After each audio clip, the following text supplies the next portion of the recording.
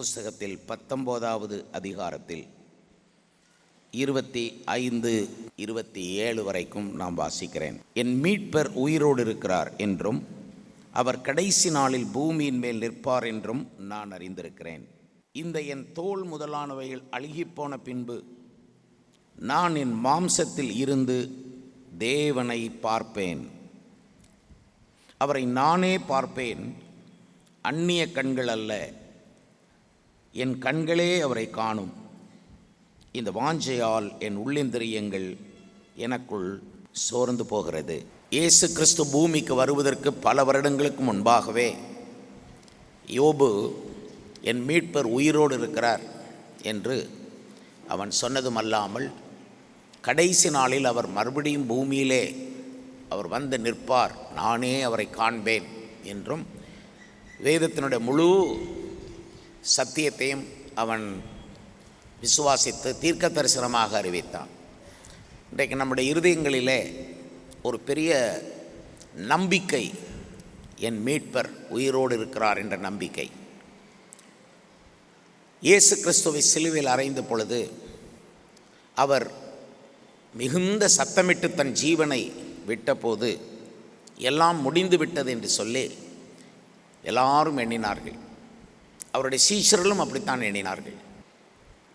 அந்த காலத்திலே ரொம்பவும் பயப்படக்கூடிய அளவுக்கு இருந்தது, ரொம்ப உறுதியாக இருந்தது ரோமர்களுடைய ஆட்சி. அந்த ரோம ஆட்சியினுடைய முத்திரையை அந்த கல்லறையிலே போட்டார்கள். அது அவ்வளவு பயத்துக்குரியது, அவ்வளவு உறுதியானது, யாரும் அதை எதுவும் செய்ய முடியாது. ரோம அரசு முத்திரை அந்த கல்லறைக்கு போடப்பட்டது. சீஷர்கள் அவர்கள் யூதருக்கு பயந்ததினால் கதவுகள் பூட்டி கொண்டார்கள்.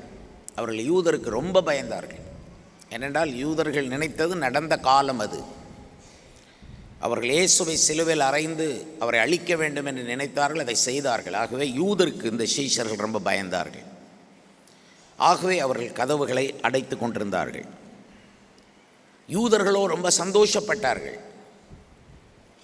இதில் யூதர்களையோ ரோமர்களையோ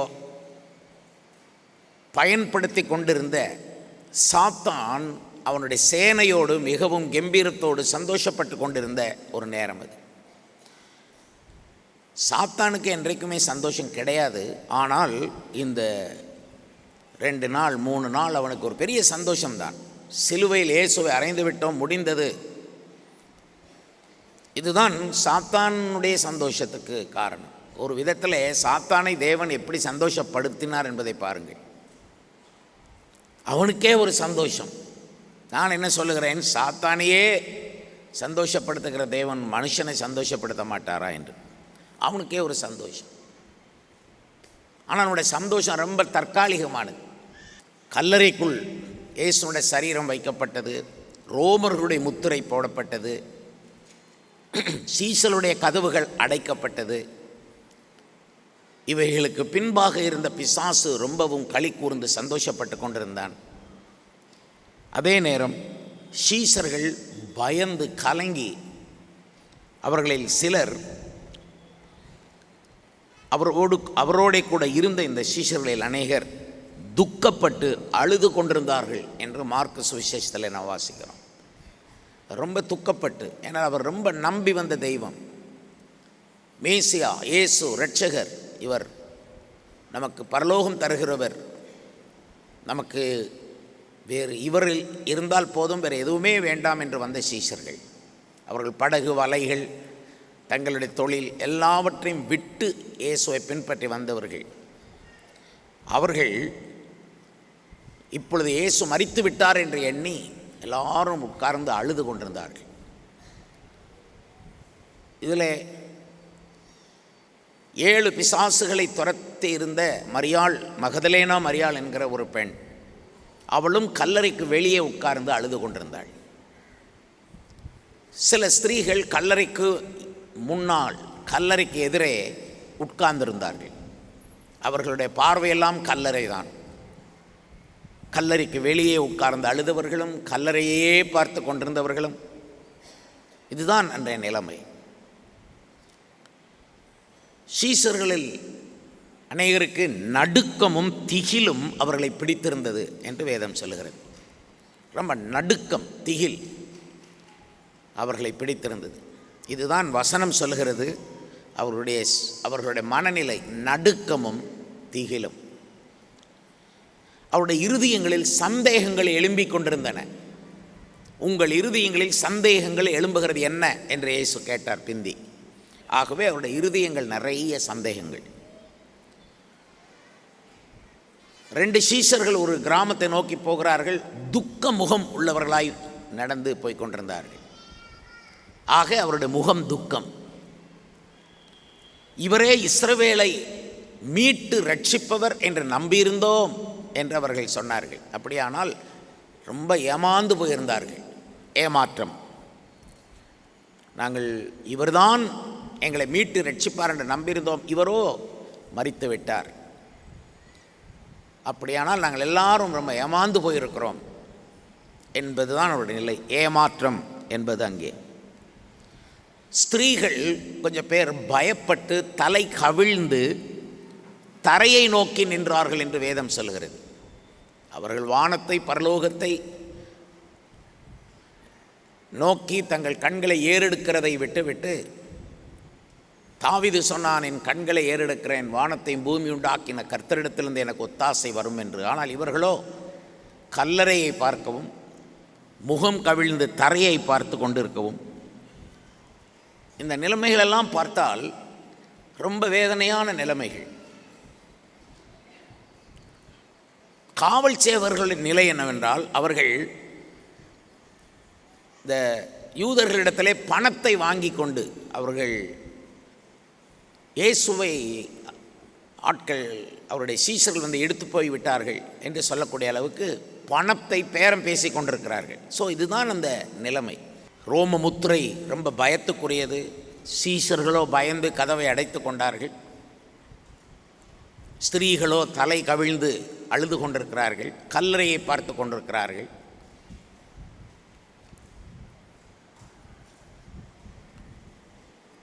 திகிலும் நடுக்கமும் அவர்களை பிடித்திருந்தது. துக்கமுகம் உள்ளவர்களாய் வழிநடந்து போய் கொண்டிருந்தார்கள். நாங்கள் ரொம்ப நம்பினோம் இந்த இயேசுவை, ஆனால் இப்பொழுது அவர் இல்லை என்று ஏமாற்றம் நிறைந்த மனப்பான்மையோடு இருந்தார்கள். சிலர் பணத்தை பேரம் பேசி கொண்டிருக்கிறார்கள்.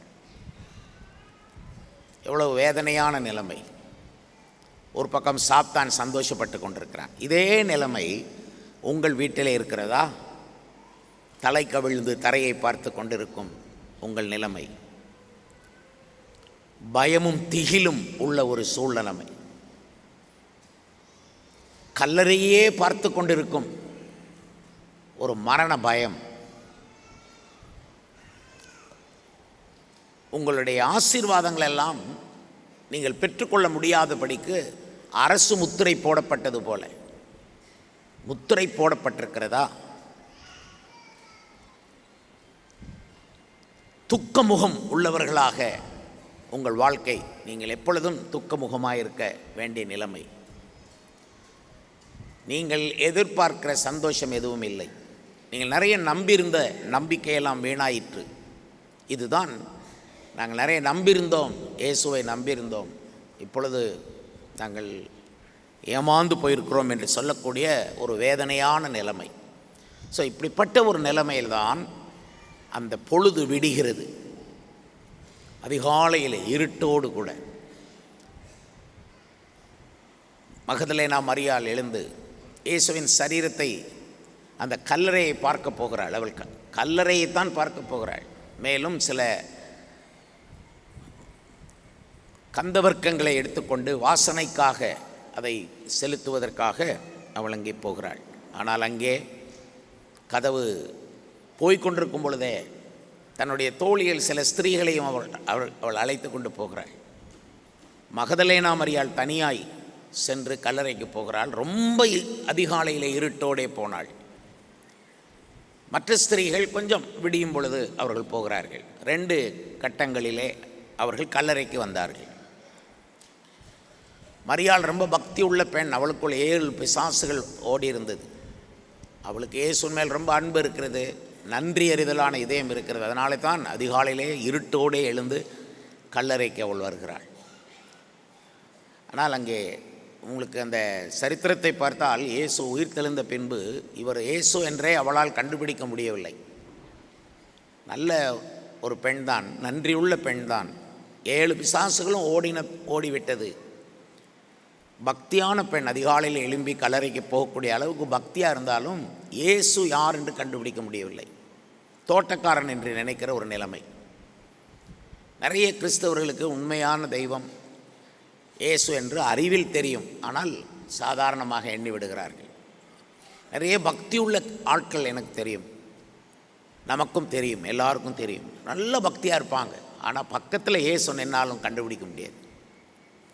பக்தி உள்ளவங்களாலேயே கண்டுபிடிக்க முடியவில்லை. ஏன்னா அவர் உயிர்த்தெழுந்த வல்லமையோடு இருக்கிறார். ஸோ இந்த சூழ்நிலைமையை நான் உங்களுக்கு காட்டினேன். இப்படி தான் அந்த நிலைமை. ரொம்ப வேதனையான, துக்கமான. ஒரு மனுஷனுடைய வீட்டில் ஒருவன் மரித்து போனால் எவ்வளவு துக்கம் இருக்கும். ரொம்ப முக்கியமானவர் மரித்த போனால் எவ்வளவு துக்கமாக இருக்கும். ஒரு தலைவர் மரிக்கும்போது எவ்வளோ பெரிய துக்கமாக இருக்கும். ஒரு குடும்ப தலைவர் மரிக்கும்போது அந்த வீட்டுக்கு எவ்வளோ துக்கமாக இருக்கும். இந்த சீஷர்கள் நம்பி வந்த இயேசு இப்படி மரித்து விட்டார் என்று சொல்லும்போது அத்தனை வருத்தங்களும் துக்கங்களும் அவர்களுக்குள் இருந்தது. ஆனால் இந்த கல்லறைக்கு அவர்கள் வந்தபோது இந்த வாசனை திரவியங்களை போடுவதற்காக அவர்கள் யோசித்தார்கள். ஆனால் இந்த கல்லறையின் வாசலிலே மிகப்பெரிய கல் ஒன்று, பைபிள் சொல்லுகிறது மிகப்பெரிய கல் என்று சொல்லியிருக்கிறது. அதை அங்கே மிகப்பெரிய கல் ஒன்று வாசலை அடைத்திருந்தது. அதில் தான் ரோம முத்திரையும் இருந்தது. இந்த ஸ்திரீகள் தங்களுக்குள்ளே பேசிக்கொள்கிற விஷயம் என்னவென்றால், யார் இந்த கல்லை நமக்காக புரட்டுவான்? இதுதான் அவர்களுக்குள்ளே இருந்து. யாருடைய உதவி இல்லாமல் அந்த ஸ்திரீகள் எதுவும் பண்ண முடியாத ஒரு நிலைமை. யார் இந்த கல்லை நமக்காக புரட்டுவான்? இதுதான் அவருடைய மைண்டில் இருந்தது. இந்த காலை வேளையிலே உங்களில் அநேகருக்கும் இதே எண்ணம் இருக்கலாம். அந்த பெரிய பாறையை யார் எனக்காக உருட்டி தள்ளுவது? அது என் வழியை அடைத்து கொண்டிருக்கிறது, என் நம்பிக்கையை அடைத்து கொண்டிருக்கிறது, என்னுடைய சந்தோஷத்தை அடைத்து கொண்டிருக்கும் ஒரு பெரிய கல். அதை யார் இந்த விஷயத்தை எனக்கு சரிப்படுத்தி கொடுப்பார்கள்? எனக்கு யார் இந்த விஷயத்தில் உதவி செய்ய முடியும் என்ற நிலைமையில்தான் நீங்கள் இங்கு வந்திருக்கலாம். அருகில் போகும் பொழுது அவர்கள் கண்ட காட்சி, அந்த பெரிய கல் பெயர்ந்து உருண்டு இருக்கிறதை அவர்கள் கண்டு அதிசயப்பட்டு திகைத்தார்கள். அவர்கள் இதை எதிர்பார்க்கவில்லை. ஆனால் அந்த பெரிய கல் பெயர்ந்து உருண்டிருந்தது. இது எப்படி பெயர்ந்து உருண்டது? இயேசு கிறிஸ்து உயிர்த்தெழுந்தார். அவர் உயிர்த்தெழும் பொழுது அந்த கல்லை அவர் உருட்டி தள்ளிவிட்டு வெளியே வரவில்லை. பைபிள் தெளிவாய் சொல்லுகிறது, தேவ தூதர்கள் 2 பேர், அதுவும் வாலிபர்கள் என்று சொல்லியிருக்கிறது. வெள்ளை அங்கி தரித்த 2 வாலிபர்கள் போல தோற்றம் அளிக்கக்கூடிய தேவதூதர்கள், அவர்கள் இருவரும் வந்து அந்த கல்லை உருட்டி தள்ளி அதன் மேல் உட்கார்ந்ததாக சொல்லியிருக்கிறது. தேவதூதர்கள் கல்லை உருட்டி தள்ளின பின்புதான் இயேசு வெளியே வந்தார் என்று எண்ண முடியாது. ஏனென்றால் ஏற்கனவே இயேசு கல்லை உருட்டாமலே, கல்லை திறக்காமலே, ரோம முத்திரையை அவர் உடைக்காமலே அவர் வெளியே போய்விட்டார். ஆண்டவர் இயேசு உயிர்த்தெழுந்த பின்பு அவருடைய சரீரம் அடைப்பட்ட கல்லறைக்குள்ளிருந்து வெளியே வர முடிந்தது. சீசர்கள் அடைப்பட்டிருந்த அந்த அறைக்குள்ளே கதவு திறக்காமலே அவரால் போக முடிந்தது. அதான் உயிர்த்தெழுந்த சரீரம். ஆக இயேசு கிறிஸ்து கல்லறையை, அந்த கல்லை உருட்டாமலே அவர் வெளியே வந்து அவர் உயிர்த்தெழுந்து போய்விட்டார். தேவதூதர்கள் ஏன் அந்த கல்லை உருட்டி தள்ளி அதன் மேல் உட்கார வேண்டும்? ஏனென்றால் அப்பொழுதுதான் இயேசு உயிர்த்தெழுந்த விஷயம் சீசர்களோ அந்த ஸ்திரீகளோ நம்ப முடியும், அல்லது உலகம் அப்பொழுதுதான் அதை நம்ப முடியும். மேலும் ஒரு சாட்சி ஏற்பட வேண்டும் என்பதற்காக தேவதூதர்கள் வந்து அந்த கல்லை உருட்டி தள்ளினார்கள். அவர்கள் இயேசு கிறிஸ்துவுக்கு உதவி செய்ய தேவையில்லை. தேவதூதர்கள் உயிர்த்தெழுந்த இயேசுவுக்கு உதவி செய்ய தேவையில்லை. இயேசு கிறிஸ்து சிலுவைக்கு போகும்போது, கெத்சமனே தோட்டத்திலே அவர் ஜெபிக்கும்போது பலன் இழந்த போது தேவதூதர்கள் வந்து அவருக்கு உதவி செய்தார்கள், அவர் மாம்சீகத்தில் இருக்கும் பொழுது. ஆனால் இப்பொழுது இயேசு உயிர்த்தெழுந்த பின்பு அவருக்கு யாரும் உதவி செய்ய தேவையில்லை. அவர் எந்த பாறையையும் ஊடுருவி, எந்த கதவுகளையும் ஊடுருவி செல்லக்கூடும், எந்த ஒரு கஷ்டத்தையும் மரண இருளின் பள்ளத்தாக்கையும் இயேசு ஊடுருவி செல்ல முடியும். இப்போது நான் மேற்கூறிய நிறைய கஷ்டங்களை உங்களுக்கு சொன்னேன். இந்த சீஷருடைய நிலை இது போன்ற சூழ்நிலைமையில் நீங்கள் இருந்தாலும் அது அத்தனையும் ஊடுருவி உங்களுடைய துக்கம், உங்களுடைய பயம், உங்களுடைய கலக்கம், உங்கள் திகில், உங்களுடைய துக்க முகம், இது அத்தனையும் இயேசு ஊடுருவ முடியும். உங்கள் வாழ்க்கையிலே சகலத்தையும் அவர் அப்படி தலைகீழாய் மாற்ற முடியும். அடையாளம் தெரியாத அளவுக்கு இயேசு நம்முடைய உருமாற்றம் செய்ய முடியும், நம்ம வாழ்க்கையை மாற்ற முடியும். என்றால் இயேசு கிறிஸ்து அவர் நம் வாழ்வோடு சம்பந்தப்பட்டவர், நம்முடைய அனுதின வாழ்க்கையிலே சம்பந்தப்பட்டவர், பேச்சும் மூச்சோடு சம்பந்தப்பட்டவர், நாம் எடுத்து வைக்கிற ஒவ்வொரு ஸ்டெப், ஒவ்வொரு நடையிலும் சம்பந்தப்பட்டவர், நாம் சிந்திக்கிற ஒரு சிந்தனையிலும் சம்பந்தப்பட்டவர், நாம் செய்கிற ஒவ்வொரு செயலிலும் சம்பந்தப்பட்டவர், நம்முடைய உணர்ச்சிகள், அது சந்தோஷமோ துக்கமோ, அது ஒவ்வொன்றிலுமே அவர் பங்கெடுக்கிற ஒருவர். அவர்தான் உலக இரட்சகர், அவர்தான் நம் ஒவ்வொருவருடைய இரட்சகர், அவர்தான் நம்முடைய மீட்பர். ஸ்திரீகள் அங்கு வந்தபோது கல் உருட்டி தள்ளப்பட்டிருக்கிறதை கண்டு திகைத்த போது அங்கே வெள்ளையங்கி தரித்து நிற்கிற 2 பேர் நின்று சொன்னார்கள், உயிரோடு இருக்கிறவரை நீங்கள் மரித்தோரிடத்தில் தேடுகிறது என்ன? நீங்கள் யாரை தேடுகிறீர்கள் என்று எங்களுக்கு தெரியும், அவர் இங்கே இல்லை, அவர் உயிர் தெழுந்தார் என்று அந்த தேவதூதர்கள் சொன்னதும் அல்லாமல், ஸ்திரீகளே இதை நீங்கள் போய் உங்கள் சகோதரருக்கு சொல்லுங்கள் என்றார். இந்த செய்தியை உடனே போய் உங்கள் சகோதரருக்கு சொல்லுங்கள். அவர்கள் பயந்து திகிலோடு கலக்கத்தோடு துக்கமுகத்தோடு ஏமாந்து விட்டோம் என்கிற அந்த மனப்போங்கோடு இருக்கிறார்கள். உடனே அவர்களுக்கு போய் சொல்லுங்கள் இந்த செய்தியை, உடனே போய் அவர்களுக்கு சொல்லுங்கள். ஏனென்றால் அந்த துக்கத்தை இயேசு உடனே நீக்கும்படி விரும்புகிறார். 1 மாதம் 10 வருஷம் கழித்து அல்ல, ஒரு மனுஷனுடைய துக்கத்தை உடனே நீக்கும் தெய்வம் அதான் நம்முடைய இரட்சகர் இயேசு கிறிஸ்து. இயற்கையாக நடக்கிறதும், ஆனால் இயற்கைக்கு அப்பால் செய்கிறவர் தான் உயிர்த்தெழுந்த இயேசு. யாரும் செய்ய முடியாததை செய்கிறவர் உயிர்த்தெழுந்த இயேசு, யாரும் நம்ப முடியாததை செய்கிறவர் உயிர்த்தெழுந்த இயேசு. 10 வருஷமாக 10 வருடம் கழித்து நடக்க வேண்டியதை இன்றைக்கே இந்த நேரத்திலே உங்களுக்கு செய்கிறவர் உயிர்த்தெழுந்த இயேசு கிறிஸ்து. உங்கள் ஏமாற்றத்தை நீக்குகிறவர் இயேசு கிறிஸ்து, உயிர்த்தெழுந்த இயேசு கிறிஸ்து.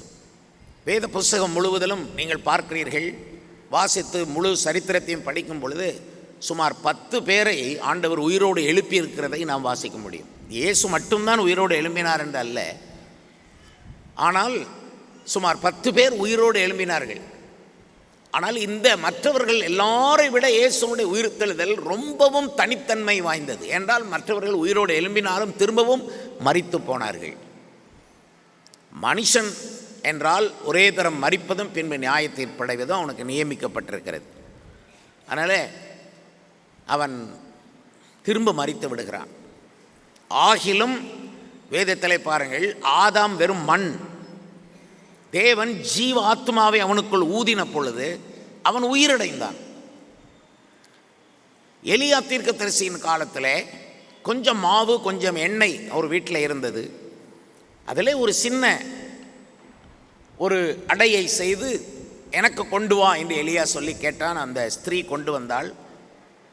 பஞ்சம் தீரும் வரை மாவு குறையவில்லை, எண்ணெய் குறையவில்லை. ஒரு அற்புதம் நடந்தது. அந்த வீட்டில் இருந்த அந்த தாயினுடைய ஒரே மகன் மரித்து போனான். அப்பொழுது எலியா அந்த பிள்ளையை நோக்கி தேவனை மன்றாடினான். அப்பொழுது அந்த பிள்ளையின் ஆத்துமா அவனுக்குள் வந்தது என்று வேதம் சொல்லுகிறது. அதை போல தான் எலியாவுடைய சீஷனாகிய எலிசா, சூனேம் என்கிற ஒரு ஊரில் ஒரு ஸ்திரீ இந்த எலிசா ஒரு பரிசுத்தவான் என்று கண்டு மெத்தையின் மேல் ஒரு மேலறை, ஒரு கட்டில், ஒரு மேஜை, ஒரு நாற்காலி, ஒரு விளக்கு, எல்லா ஏற்பாடும் பண்ணி கொடுத்த ஒரு ஃபேமிலி, ஒரு குடும்பம். அந்த பெண்மணியினுடைய மகன் வயல்வெளியிலே இருக்கும் பொழுது அவன் செத்து போனான். கொண்டு போய் அதே மெத்தையிலே, எலிசா தீர்க்கதரிசிக்கு வைத்திருந்த மெத்தையிலே போட்டுவிட்டு அந்த ஸ்திரீ எலிசாவின் காலை போய் பிடித்த போது எலிசா வந்தான். அந்த பிள்ளையின் மேல் முகங்குப்புற விழுந்து தன் கண்கள் அந்த பிள்ளையின் மேல், தன் வாய் அந்த பிள்ளையின் வாயில், தன் உள்ளங்கை அந்த பிள்ளையின் கையில் வைத்த பொழுது அந்த பிள்ளை 7 தடவை 7 முறை தும்மி எழும்பிவிட்டது என்று வேதம் சொல்லுகிறது. இந்த எலிசா என்கிறவன் இப்படி உயிரோடு கூட அந்த பிள்ளையை எழுப்பிவிட்டான். இந்த எலிசா நிறைய அற்புதங்களை செய்தான். கடைசியில் ஒரு நாள் எலிசாவும் இறந்து போனார். தீர்க்கதரிசி எலிசா இறந்து போனார். அவரை அடக்கம் பண்ணிவிட்டார்கள். அவர் அடக்கம் பண்ணின கல்லறையில், அந்த வட்டாரத்தில், அந்த கல்லறை தோட்டத்தில் இன்னொரு மனுஷனை அடக்கம் பண்ண தூக்கி கொண்டு போகிறார்கள். தூக்கி கொண்டு போகும் பொழுது அந்த எதிரிகள் சிலர் அந்த பக்கம் படையெடுத்து வருகிறதாக செய்தி கிடைத்தது. கிடைத்த உடனே இந்த பிணத்தை தூக்கி கொண்டு போனவர்கள் எதிரிக்கு பயந்து பிணத்தை அப்படியே போட்டுவிட்டு ஓடினார்கள். இதெல்லாம் பைபிளிலே சொல்லியிருக்கிறது. பிணத்தை போட்டுவிட்டு ஓடிவிட்டார்கள். இந்த பிணம் விழுந்தது எங்கே என்றால், எலிசா தீர்க்கதரிசியின் கல்லறையிலே விழ, அங்கே இருந்த எலிசாவின் எலும்புகளிலே இந்த செத்த பிணம் பட்ட மாத்திரத்திலே அவன் உயிரோடு எழும்பிவிட்டான் என்று வேதம் நமக்கு ஆட்கள் உயிரோடு எழுப்பப்பட்ட வரலாற்றை சொல்லுகிறது. இயேசு கிறிஸ்துவின் காலத்திலே 12 வயது உள்ள ஒரு பெண்மணியை, சிறு பெண்ணை எழுந்திரு என்று இயேசு உயிரோடு எழுப்பிவிட்டதை நீங்கள் காணலாம். ஒரு வாலிபன் ஒருவன் செத்து அவனை கொண்டு போய் கொண்டிருக்கிறார்கள் அடக்கம் பண்ண. அவர் வழிமறித்து பாடையை தொட்டு அந்த வாலிபனை எழுந்திரு என்று சொன்ன பொழுது வாலிபன் உயிரோடு கூட எழுந்திருந்தார். ஏனதை செய்தார் என்றால், அந்த தாய்க்கு ஒரே மகன். அவர் அந்த தாயின் அழுக்குரலையும் கண்ணீரையும் கண்டு மனதுருகி அந்த வாலிபன் தான் அந்த தாய்க்கு ஒரே நம்பிக்கை. ஆக இயேசு அந்த வாலிபனை உயிரோடு எழுப்பினார். லாசரு என்கிறவன் செத்து போய் அவன் அடக்கம் பண்ணிவிட்டார்கள். 4 நாள் கழித்து இயேசு கிறிஸ்து அங்கு வந்து லாசருவை வெளியே வா என்று சொன்னபோது லாசரு உயிரோடு கூட எழும்பி வெளியே வந்தான் என்று வசனத்திலே படிக்கிறோம். பின்பு இயேசு கிறிஸ்து மரித்து அடக்கம் பண்ணப்பட்டு உயிர்த்தெழுந்து பரமேறி போன பின்பு அப்போஸ்தலர்கள் ஊழியம் செய்து கொண்டிருந்த காலத்திலே சபைக்கு ரொம்ப பயனுள்ள ஒரு பெண்மணியாக இருந்தவள் தொற்காள். அவளுக்கு தபித்தாள் என்று இன்னொரு பேர்.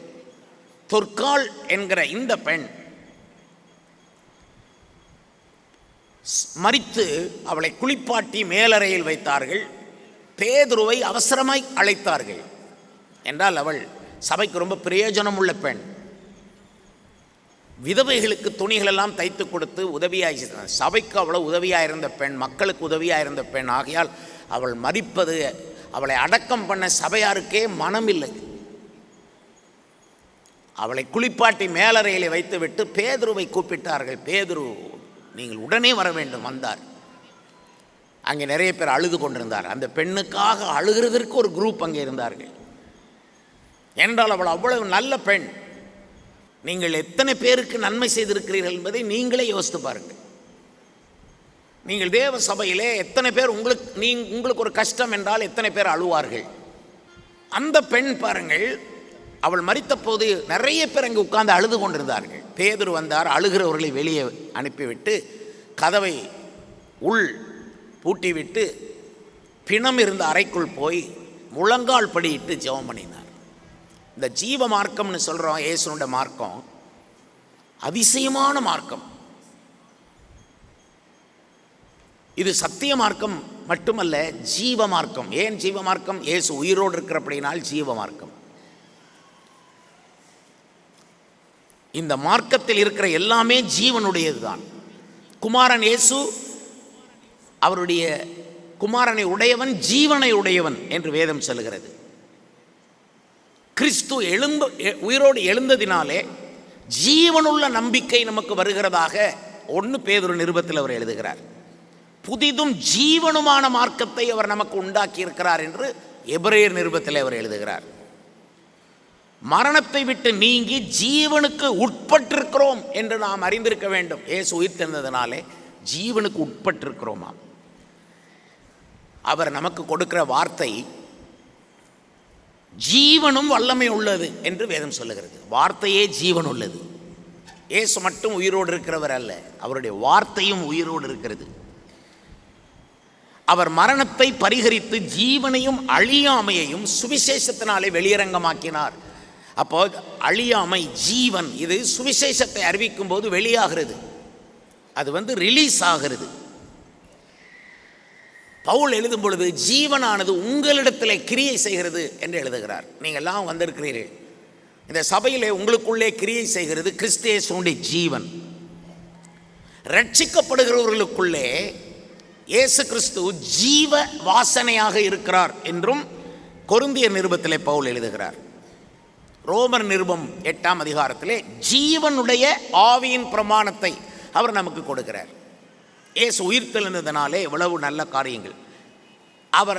இயேசு கிறிஸ்து உயிர்த்தெழுந்ததினாலே நாமும் ஜீவனை அடைந்து ஆளுவோம் என்று ரோமர் 5ஆம் அதிகாரத்திலே எழுதப்பட்டிருக்கிறது.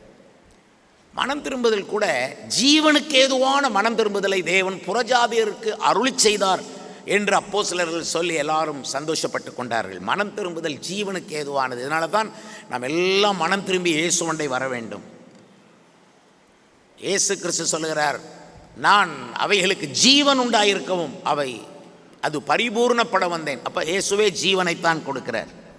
நானே வானத்திலிருந்து இறங்கி வந்த ஜீவ அப்பம் என்று அவர் சொல்லுகிறார். நாம் இருப்பது ஜீவ மார்க்கம். நம்முடைய பெயர்கள் ஜீவ புஸ்தகத்தில் இருக்கிறது. இதயத்திலே ஜீவ ஊற்று இருக்கிறது.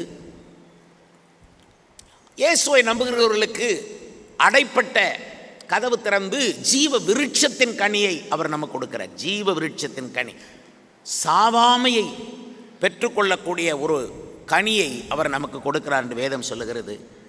பரலோகத்தில் ஜீவ தண்ணீர் உள்ள நதிகள் ஓடுகிறது. ஜீவ தண்ணீர் உள்ள ஊற்று நமக்குள் எல்லாமே இந்த வேதத்தில் படிக்கிறோம். இயேசு கிறிஸ்துவால் சகலமும் ஜீவன் அடைகிறது. இயேசுவை நம்புகிறவர்களுக்கு ஒரு ஜீவ நம்பிக்கை உண்டு, ஜீவ மார்க்கம் உண்டு. ஜீவ புஸ்தகத்தில் நம்முடைய பேரை எழுதுகிறார். ஜீவ அப்பம் என்று நாம் அவருடைய வசனத்தை எடுத்துக்கொள்கிறோம். எனவே இயேசு கிறிஸ்து மட்டுமல்ல, மரித்தோரிலிருந்து நிறைய பேர் உயிரோடு கூட எழுப்பியிருக்கிறார். சுமார் 10 பேர் உயிரோடு எழுப்பப்பட்டார்கள். தொற்கால் மரித்த போது பேதுரு அங்கு வந்தார். பேதுரு எல்லாரையும் வெளியே போய் சொல்லி முழங்கால் படியிட்டு ஜெபம் பண்ணி ஜெபத்தை முடித்த பின்பு பிணத்தின் புறமாய் திரும்பி தொற்காலை எழும்பின்னு சொல்லும் பொழுது அவள் உடனே எழுந்தாள்.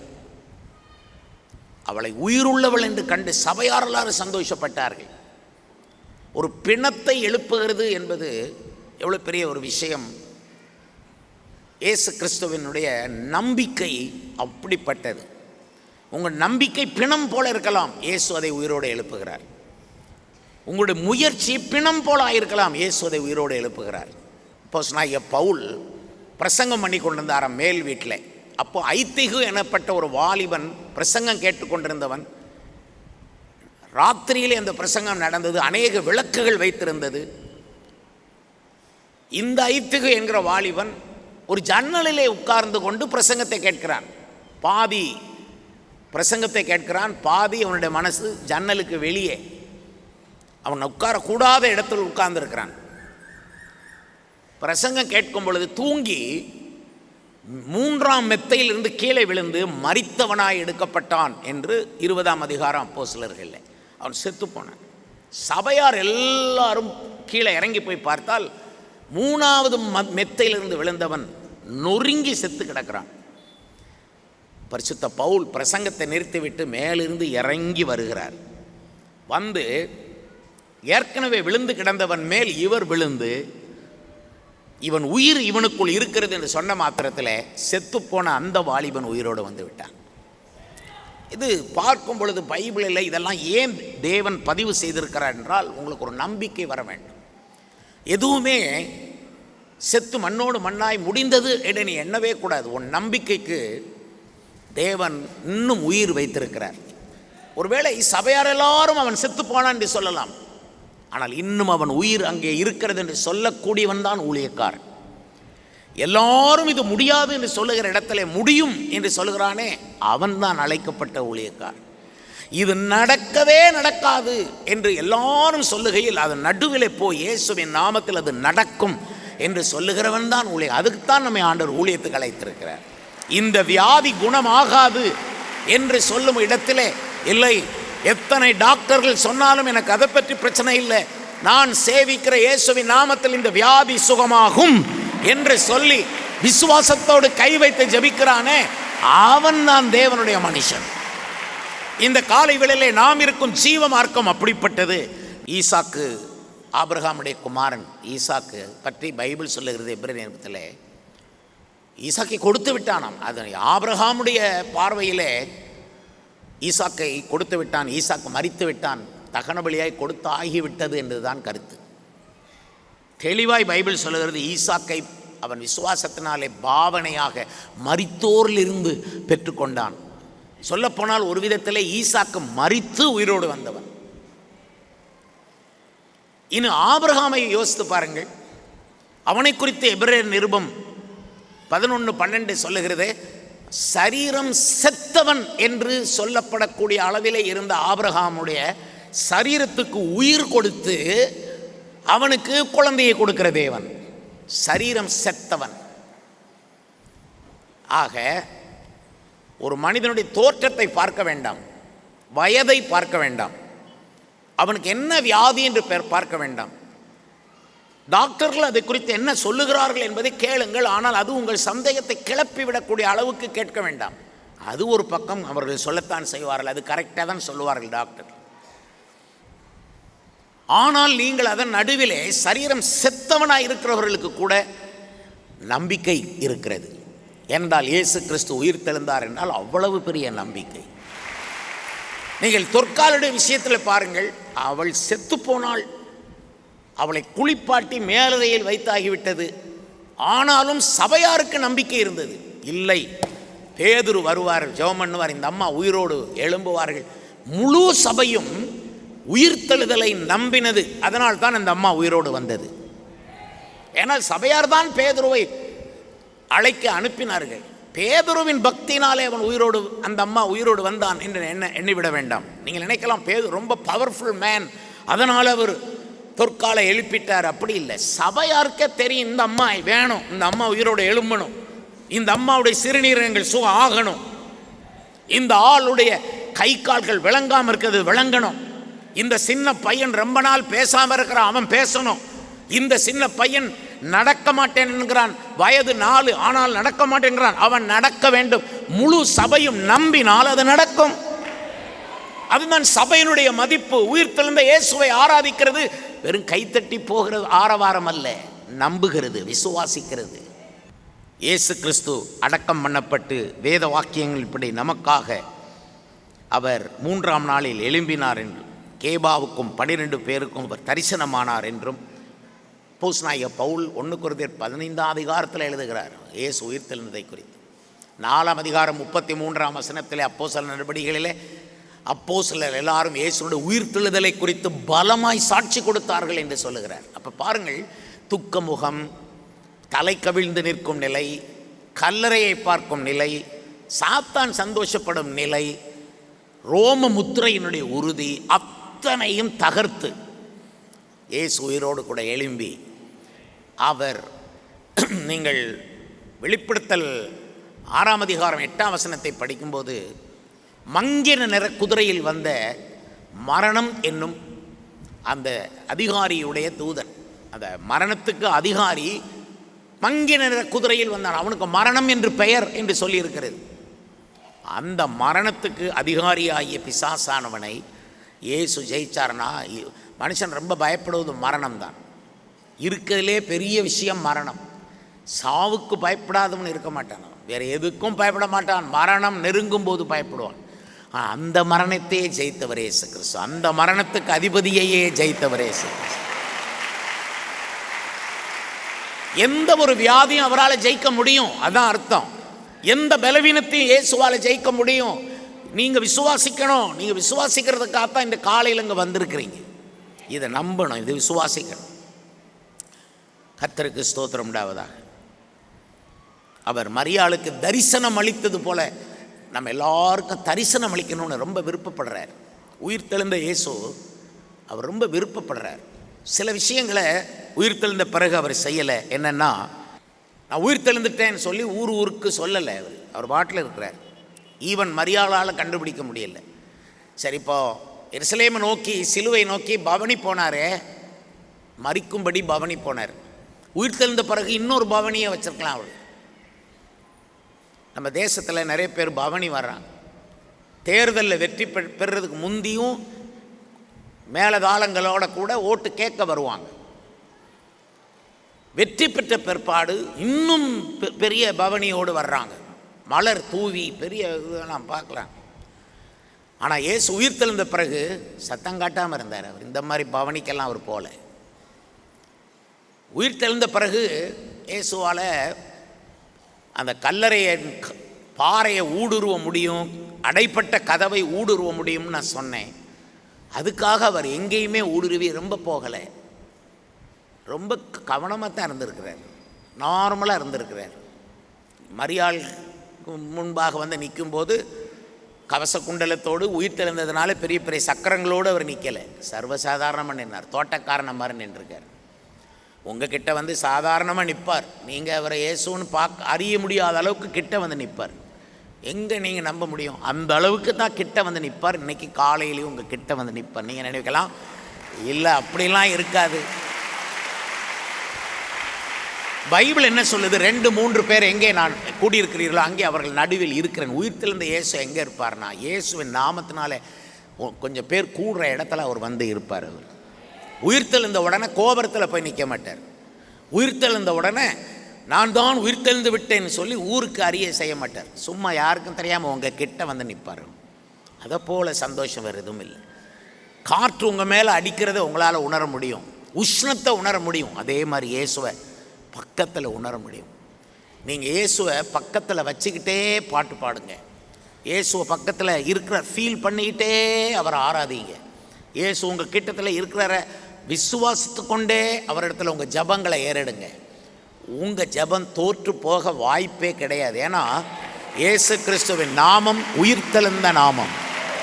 அவர் ஜபங்களுக்கெல்லாம் பதில் கொடுக்கிற தேவன், நம்பிக்கையை கொடுக்கிற தேவன். ஓப்பன் பண்ணுறதுக்கு, ரெண்டாவது பூட்டுறதுக்கு உபயோகப்படுறது சாவி, திறவுகோல். மரணம், பாதாளம் என்கிறவைகளுக்கு திறவுகோல் இருந்திருக்கு. இயேசு உயிரோடு எழுந்து அந்த 2 திறவுகோலையும் வாங்கி வச்சுக்கிட்டார். கர்த்தருக்கு ஸ்தோத்திரம் உண்டாவதாக. பரலோக ராஜ்யத்தின் திறவுகோள்கள்னு நிறைய இருக்குது. அது அத்தனையும் சபை மக்களுக்கு அவர் அள்ளி கொடுக்க விரும்புகிறார். அந்த திறவுகோல் அவர் சொல்கிறார், பரலோக ராஜ்யத்தின் திறவுகோள்களை நான் உனக்கு தருகிறேன். நீ பூமியில் எதை திறக்கிறையோ அது திறக்கப்படும், எது கட்டுறையோ அது கட்டப்படும், எதை கட்டவிழ்க்கிறையோ அது கட்டவிழ்க்கப்படும். ரொம்ப அதிகாரத்தை கொடுக்குறார். சாவி கொடுக்கறது, திறவுகோல் கொடுக்கறதுன்னா அதிகாரம். உயிர்த்தெழுந்த இயேசு திறவுகோலை பிடுங்கி நம்மகிட்ட கொடுக்குறாரு. மரணம், பாதாளம் என்கிற திறவுகோலை இயேசு வச்சிருக்கிறார். அவர் நமக்கு அது தரமாட்டேன்றாரு. நான் கூட கேட்டு பார்த்தேன், ஆசையாக தானே இருக்கும். ஆண்டவரே, நீர் பரலோக ராஜ்யத்தின் திறவுகோல்லாம் கொடுக்கறது சரிதான். மரணம், பாதாளம் என்கிறவர்களின் திறவுகோள்கள் உம்மிடத்தில் இருக்குல்ல, நீர் உயிர்த்தெழுந்ததுனால அந்த இது உங்கள்கிட்ட இருக்குது. மரித்தேன், ஆனாலும் சதா காலங்களில் உயிரோடு இருக்கிறேன். மரணம், பாதாளம் என்கிற திறவுகோள்களை உடையவராயிருக்கிறேன். அப்படி மரணத்துக்கு அதிகாரியாகிய பிசாசின் கையிலிருந்து அதை பிடுங்கி அவர் வச்சிருக்கிறார்.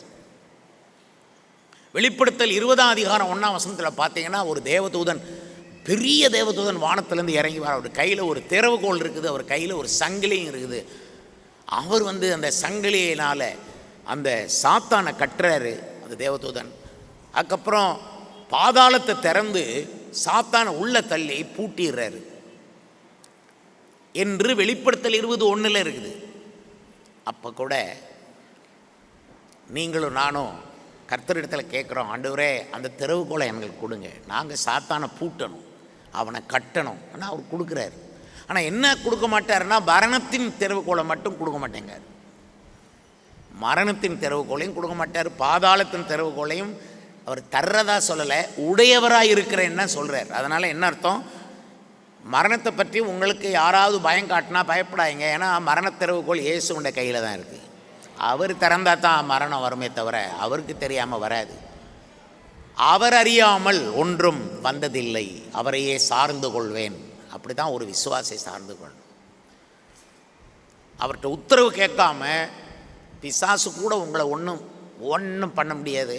நீங்கள் தைரியமாக சொல்லலாம், ஒன்றும் நீ பண்ண முடியாது, ஒன்றுமே பண்ண முடியாதுப்பா, ஒன்றுமே பண்ண முடியாது. இயேசு கிறிஸ்து மரணத்தின் திறவுகோலை அவர் வச்சிருக்கிறாரு. அவராக சொன்னாதான் எனக்கு மரணம். அல்லேலூயா. என் ஜீவன் அவர் கையில் இருக்குது, ஆயுள் காலம் அவர் கையில் இருக்குது, என் காலங்கள் அவருடைய கரத்தில் இருக்கிறது.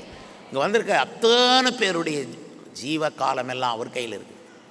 இடையில பிசாசு உங்களை எப்படி தொட முடியும்? எப்படி அவன் உங்களை அட்டாக் பண்ண முடியும்? எப்படி உங்களுக்கு அவன் ஆக்சிடெண்ட்டை கொடுக்க முடியும்? நீங்கள் ஆக்சிடெண்ட்டில் சாக வேண்டிய ஆளா? நீங்கள் ஆஸ்பத்திரியில் சாக வேண்டிய ஆளா? நீங்கள் அதுக்காக இயேசு சிலுவை சுமந்தார், அதுக்காக இயேசு ரத்தம் சிந்தினார். உன் கால் கல்லில் இடராத பிடிக்குது, தேவ தூதர்கள் உன்னை கைகளில் ஏந்தி கொண்டு போகிறதுக்கு, அந்த அனுபவத்துக்கு தானே அவர் சிலுவையில் மறித்தார்.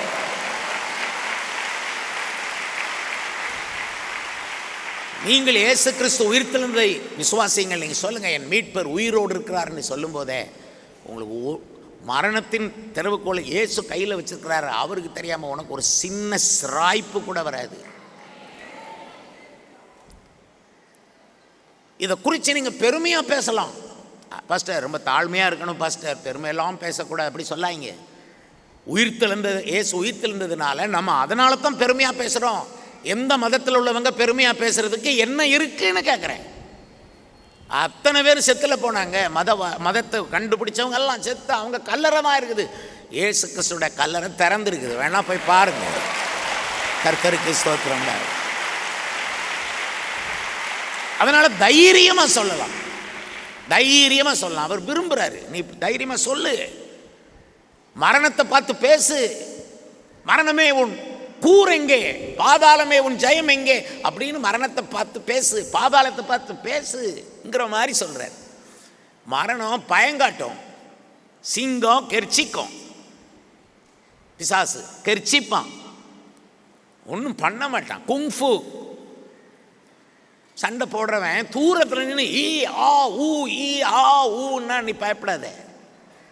அவன் அங்கே நின்றுக்கிட்டு ஆ ஊ எல்லாம் பண்ணுவான். அவன் இப்படி பண்ணுவான், அவன் இப்படி பண்ணுவான், எல்லாமோ பண்ணுவான். அவன் சத்தம் போடுறத வச்சே பயந்து போயிடக்கூடாது. நம்ம பாட்டில் நீ கிட்டத்தில் வந்தானா ஒரே தட்டு. அவன் அங்கே நின்று ஈ ஆ ஊ, சிலம்படிக்கிறவங்களும் அப்படித்தான். சிலம்படிக்கிறவன் நான் கம்பை கொண்டு நச்சுன்னு தலையில் அடிப்பேன். இவன் அங்கே நின்றுக்கிட்டு சுற்றி கீழே எல்லாம் குனிஞ்சி சுற்றி, எதுக்கு இப்படியெல்லாம் போட்டு வேஸ்ட் பண்ண டைமை? பிசாசு சும்மா தான் இப்படி சுற்றிக்கிட்டு இருப்பான். கம்பை சுத்துறவன் தானே தவிர ஒன்றே அவனால் அடிக்க முடியாது. இயேசு அப்படி கிடையாது. அவர் சொன்னது தான். அவர் பவர்ஃபுல், இருக்கிறதுலே சர்வ வல்லவர். அவரால் எல்லாம் செய்ய முடியும். எல்லா அதிகாரமும் அவர் கையில் இருக்குது. சரி, இப்படிப்பட்டவர் உயிர்த்தெழுந்த பிறகு அவர் மரியாதை பார்த்து பேரை சொல்லி கூப்பிட்றாரு. தோட்டக்காரன் தானே நினச்சது. உடனே இந்த அம்மா ஐயா இயேசு எங்கேயாவது பார்த்தீங்களா, நீங்கள் எடுத்திருந்தீங்கன்னா சொல்லுங்கள், நான் போய் எடுத்துக்கிறேங்குது. இயேசுவை கண்டே பிடிக்க முடியல. அதுக்கப்புறம் மரியாளேன்னு ஒன்று தான், ஐயோ என் பேரை இந்த மாதிரி சொல்கிறவர் இயேசுவை தவிர வேறு எவராலும் சொல்ல முடியாதே. அப்போ பாருங்கள், நம்ம பேரை நிறைய பேர் தப்பாக யூஸ் பண்ணுவாங்க, துஷ்பிரயோகம் பண்ணுவாங்க, கண்ட மேனிக்கு நம்ம பேரை சொல்லுவாங்க. இயேசு உங்கள் பேரை சொல்லும்போது அதில் இருக்கிற தெய்வீகம், இனிமை, அதில் இருக்கிற ஆசீர்வாதம், அதில் இருக்கிற பவர், உங்கள் பேரை அவர் சொல்லும்போது உங்களுக்கே தெரியும். இது கூப்பிட்றவர் இயேசுதான்னு தெரியும் உங்களுக்கு. உங்கள் பேரை அப்படியே சொல்ல விரும்புகிறார் அவர். உங்களுக்கு என்ன பேர் இருக்கு அந்த பேரை அப்படியே சொல்கிறாரு. ஒரு விக்கிரகத்தின் பேராக இருந்தால் அந்த பேரை அவர் சொல்ல மாட்டார். ஏன்னா விக்கிரகம் அவருக்கு பிடிக்காது. விக்கிரகத்தின் பேரை, அவருடைய நாமங்களை உன் நாவினால் உச்சரிக்கவும் வேண்டாம்னு சொன்னவர் நீ விக்கிரக பேர் வச்சுருந்தா உன் பேரை அவர் கூப்பிட மாட்டார், வேறு ஏதோ ஒரு பேரை சொல்லி கூப்பிடுவார். நீ யாரையோ கூப்பிட்டாருன்னு நினைக்கக்கூடாது, அந்த பேரை நீ புதுசாக வச்சுக்கணும். அதுக்கு தான் அவர் உன்னை கூப்பிட்றாரு.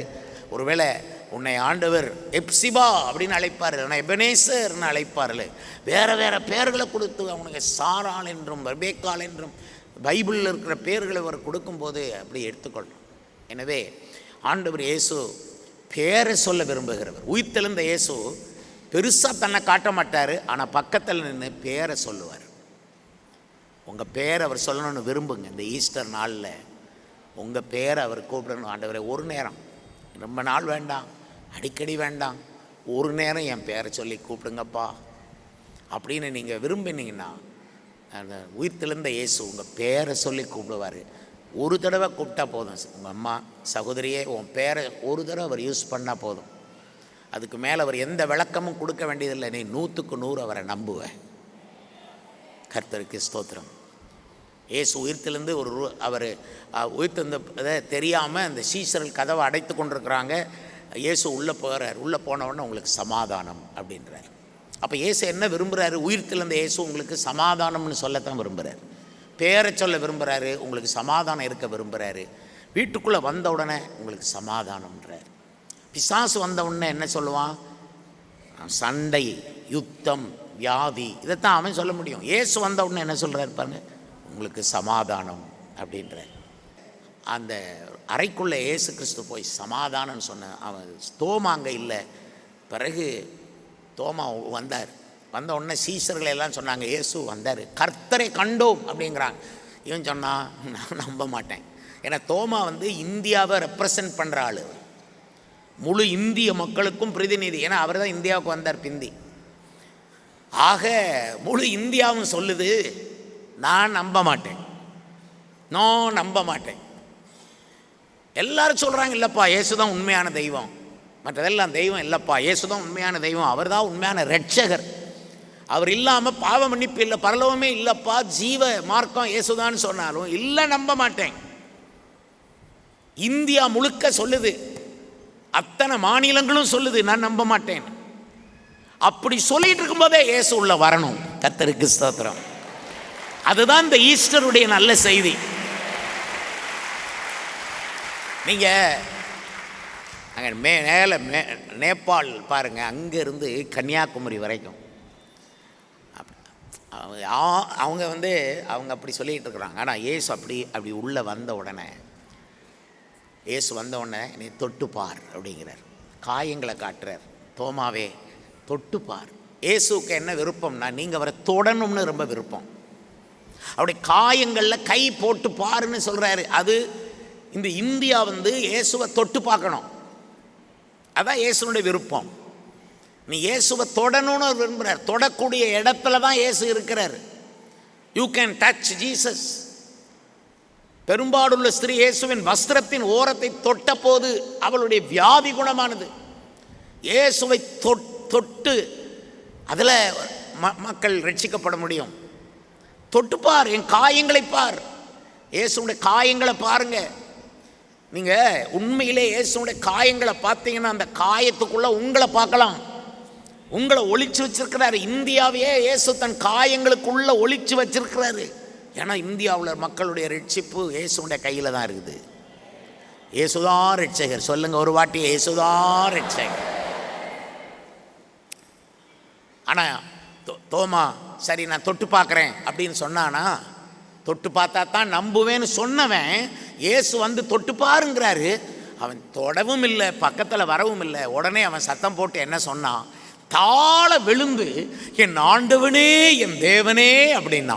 இந்தியாவில் உள்ள மக்கள் இயேசுவை தொட்டு பார்க்குறதுக்கு அவர் சான்ஸ் கொடுத்தாலும் ஒரு நாள் வருது அத்தனை பேரும் இயேசுவை தொடாமலே தாழ விழுந்து என் ஆண்டவனே என் தேவனே அப்படின்னு சொல்றது வரப்போகுது. இப்போ இயேசு கிறிஸ்து உயிரோடு எழுந்தது ஒரு புராணம் அல்ல. இயேசு கிறிஸ்துவனுடைய கல்லறை இன்னைக்கும் இருக்குது. இயேசு உயிர்த்தெழுந்தது ஒரு சரித்திரம். அப்படியானா இயேசு உண்மையாக உயிரோடு இருக்கிறதுனால என்ன நடக்கும்? இந்திய மக்கள் உண்மையிலே ஒரு நாள் என் ஆண்டவனே என் தேவனேன்னு அவரை சொல்லத்தான் போகிறாங்க. கர்த்தருக்கு ஸ்தோத்திரம்.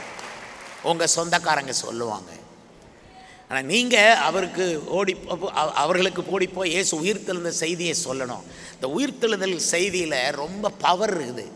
உயிர்த்தெழுதலின் வல்லமை, உயிர்த்தெழுதலின் சாயல், இதெல்லாம் பைபிளில் சொல்லியிருக்கிறது. அந்த உயிர்த்தெழுதலின் வல்லமையில் நீங்கள் கலங்க. இப்படி நான் அவருடைய உயிர்த்தெழுதலின் வல்லமையை அறியும்படிக்கு. ஸோ நீங்கள் should be united in the power of his resurrection. அவருடைய உயிர்த்தெழுதலுடைய வல்லமையில் நீங்கள் இணைஞ்சிக்கணும். அப்போ தான் வல்லமையாக இருக்க முடியும்.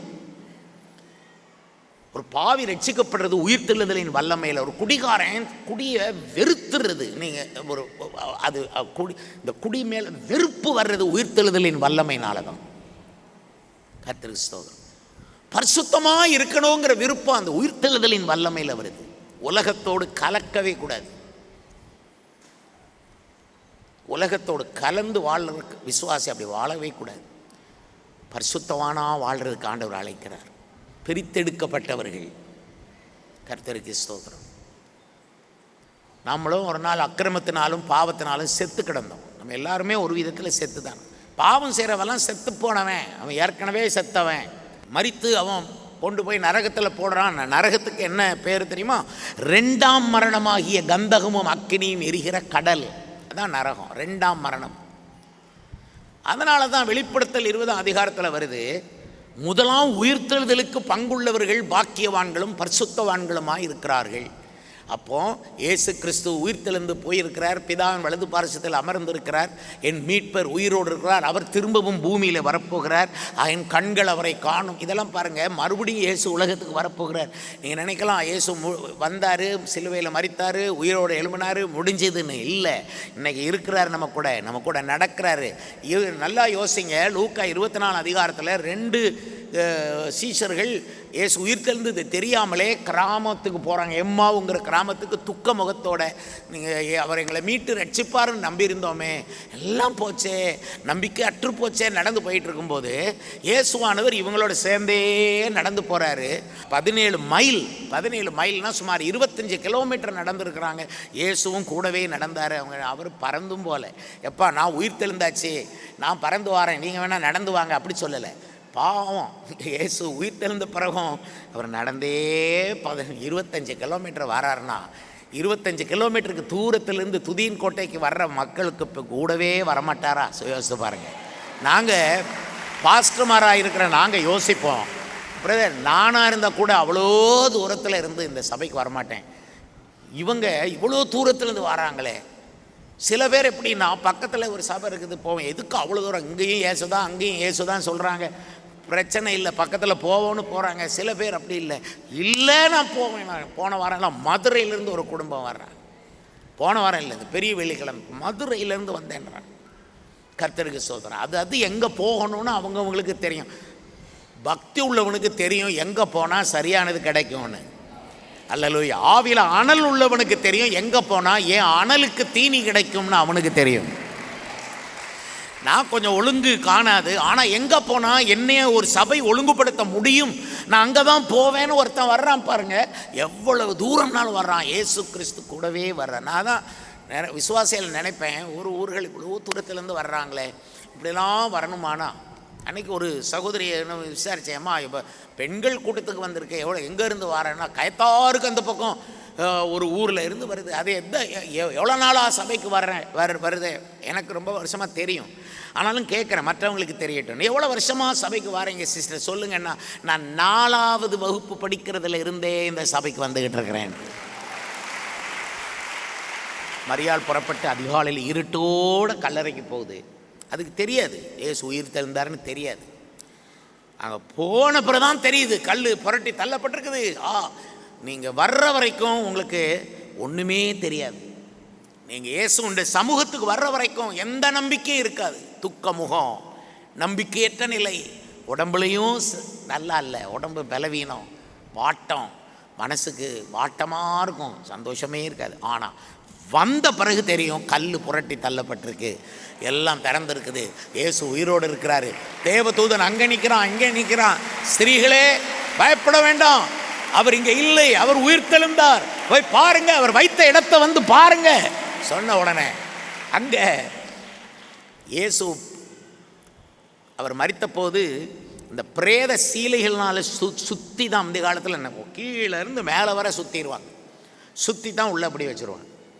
இயேசு உயிர் தெழுந்தவொடனே அவராக கலட்டி, எனக்கு இதை கூட யாரும் ஹெல்ப்புக்கு இல்லை, ஒரு அசிஸ்டண்ட்டு யாரும் இல்லை, 12 பேர் இருந்தாங்க, அவன் தான் ஓடி ஒழிச்சிட்டாங்களே.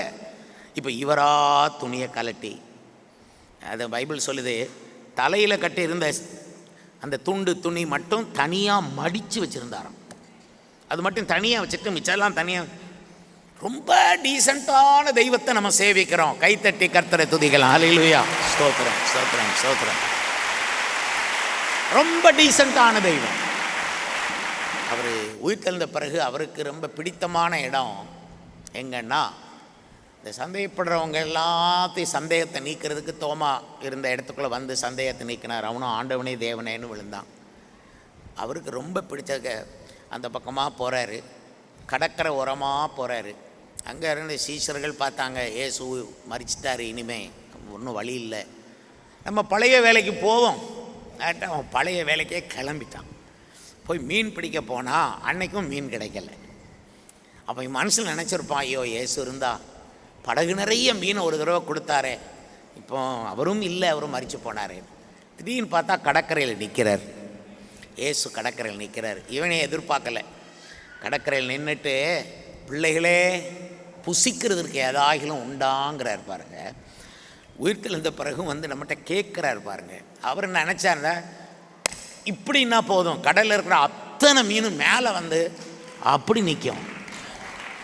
ஆனால் பிள்ளைகளே புசிக்கிறதற்கு ஏதாகிலும் உண்டா? பிரதர், பூமியும் அதன் நிறைவும் கர்த்தருடையது, உலகமும் அதன் குடிகளும் கர்த்தருடையது, பொன்னும் வெள்ளியும் கர்த்தருடையது.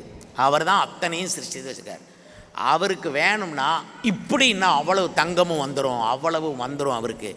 ஆனால் அங்கெல்லாம் அதெல்லாம் கேட்காம எடுக்காம ஒரு இயேசுனுடைய மகன்கிட்ட வந்து மகட்ட வந்து, பிள்ளைகளே, என் இரத்தத்தால் கழுவப்பட்ட பிள்ளைகளே, புசிக்கிறதுக்கு ஏதாகிலும் உண்டா அப்படின்னு கேட்குறாருன்னா, அவருக்கு வேண்டியதை நம்மகிட்ட கேட்குறாரு, ஊழியத்துக்கு வேண்டியதை நம்மகிட்ட கேட்குறாரு. குடிகாரன் கையிலேருந்து அவர் வாங்க விருப்பப்பட மாட்டார், பொல்லாதவன் கையிலேருந்து அவருக்கு வாங்க விருப்பப்பட மாட்டார். பிள்ளைகள் கையிலேருந்து வாங்க விரும்பி வந்து, பிள்ளைகளே புசிக்கிறதற்கு ஏதாகிலும் உண்டா அப்படி. ஆனால் உயிர்த்தெழுந்த பிறகு அவருக்கு பசி தான் இருக்குது. உடனே அவங்க ஒன்றும் இல்லை, அப்போ போய் மீன் பிடிக்கும்படி வலது பக்கம் வலைய போடு அப்படின்னு சொல்லிட்டார். ஒரு திசையை கூட காட்டுறார். ஒரு வேளை இந்த ஈஸ்டரோட கூட கர்த்தர் உங்களுக்கு ஒரு திசையை காட்டுவார். ஒரு வேளை வலது பக்கம் போ, மீன் பிடிக்கும்படி வலது பக்கம் போடுங்கன்னா போட்டால் அவங்க அப்புறம் இழுக்கிறான். 153 பெரிய மீன்கள் வலையில் வர அவன் இழுக்கிறான். அவனுக்கு சந்தோஷம், சீசருக்கு ஒரே சந்தோஷம். 153 எண்ணிக்கிட்டு கொடுப்பார் பிரதர். பைபிளில் நம்பர் கூட போட்டிருக்கு. அவங்க அந்த மீனை பிடிச்சி 153 பெரிய மீன்.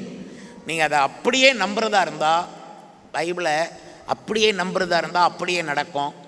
குறைய நம்பினா அவ்வளோதான் நடக்கும். 30க்கு நம்பினா அவ்வளோ நடக்கும். 60க்கு நம்பினா அவ்வளோ நடக்கும். 100க்கு நம்பினா அவ்வளோ நடக்கும்.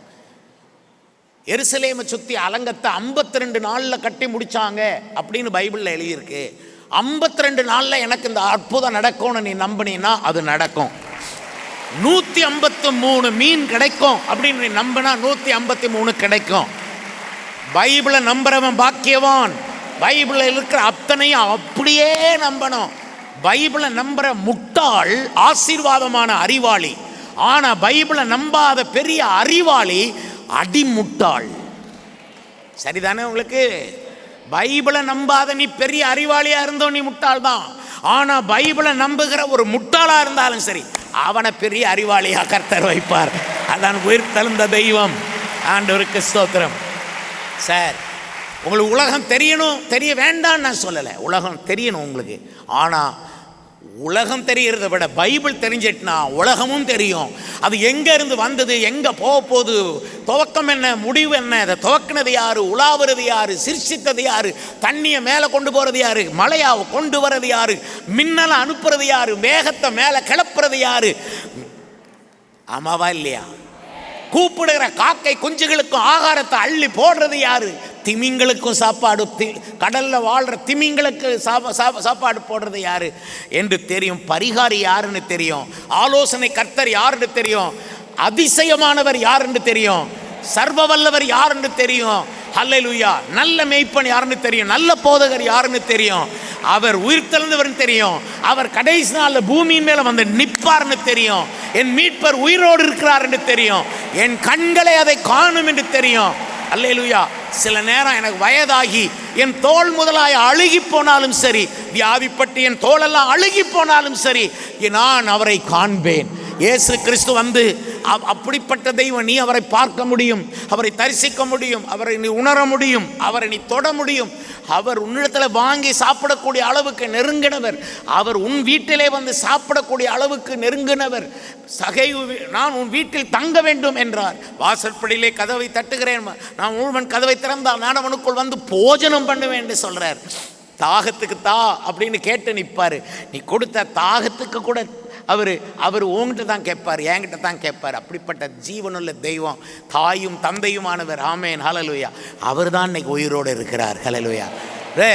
உனக்கு அப்பா இருக்கா? இல்லைங்க, அவர் சின்ன வயசுல இறந்துட்டாருங்க. எனக்கு அப்பா இல்லை. அம்மா இருக்கா? அம்மா இல்லைங்க, சின்ன வயசுல இறந்துட்டாங்க. இப்போ என்னை பாருங்க, நான் 8 வயசுலேயே அம்மா இறந்துட்டாங்க. அம்மா இருக்கா? அம்மா இறந்துட்டாங்க. அப்பா இருக்கா? அப்பா இறந்துட்டாங்க. ஆனால் இப்போ நான் திரும்ப மாற்றி சொல்லணும், எல்லாத்தையும் மாற்றி சொல்லணும். அப்புறம் அப்பா இருக்கா? இருக்காரே, உயிரோடு இருக்காரே. ஹல்லேலூயா. உனக்கு அம்மா இருக்கா? அம்மா உயிரோடு இருக்கிறாரே. எப்போ? சொல்லவே இல்லை. நாளில் அடக்கம் பண்ணேன். நீ அடக்கம் பண்ணா? என் இயேசு தான் எனக்கு தாயும் தந்தையுமானவர். ஹல்லேலூயா. ஆமென். ஹல்லேலூயா. இயேசு உங்கள் ஒவ்வொருவருக்கும் தாயும் தந்தையுமானவர். உங்களை அத்தனை சங்கிலிகளையும் அவர் தெரிப்பட்டு போகும்படி உடைத்து போடுவார். ரோம முத்திரை, சிலர் முத்திரை போட்டு வச்சுருப்பாங்க. ஒரு முத்திரையை உடைக்கிற தேவன் மட்டுமல்ல. வெளிப்படுத்தல் 5ஆம் அதிகாரத்தை வாசித்து பாருங்க, 1ஆம் வசனம் முதல். தாவீதின் வேறுமானவர். ஹல்லேலூயா. மரித்து உயிர் தெழுந்தவர். அந்த புஸ்தகத்தை வாங்கவும் அதன் 7 முத்திரைகளை உடைக்கவும் ஜெயம் கொண்டிருக்கிறார். அதன் அர்த்தம் உயிரோடு எழுந்திருக்கிறார். இயேசு உயிரோடு எழுந்தார் என்ற வார்த்தையை தான் இன்னொரு வார்த்தையில் ஜெயம் கொண்டிருக்கிறார் என்று நீங்கள் சொல்லணும். என்னை ஆசீர்வதிக்க இயேசு ஜெயம் கொண்டிருக்கிறார். எல்லாரும் நான் சொல்லுங்க. என்னை ரட்சிக்க இயேசு ஜெயம் கொண்டிருக்கிறார். சொல்லுங்க, என்னை ரட்சிக்க இயேசு, என்னை சுகமாக்க இயேசு ஜெயம் கொண்டிருக்கிறார். என் வாழ்க்கையில் இருக்கிற எல்லா முத்திரைகளை உடைக்க இயேசு ஜெயம் கொண்டிருக்கிறார். இயேசு உயிரோடு இருக்கிறார். அவர் எக்கால துணியோடு வருவார். இந்த பூமியின் மேல் நிற்பார். என் சொந்த கண்கள் அவரை காணும்.